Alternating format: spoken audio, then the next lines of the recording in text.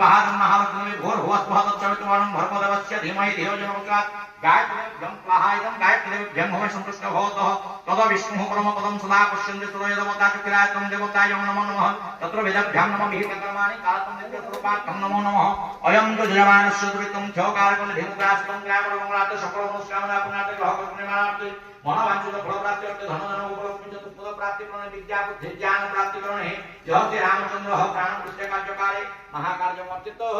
मस्तु धर्म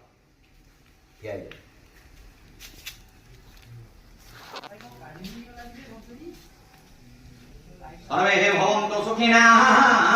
सर्वे सन्तु निरामयाः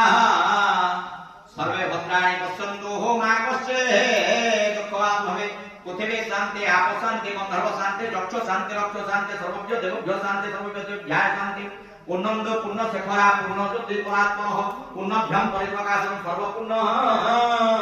मय जगतं सर्वज्ञ देवभ्यो स्वाहा सर्वज्ञ देवभ्याय स्वाहा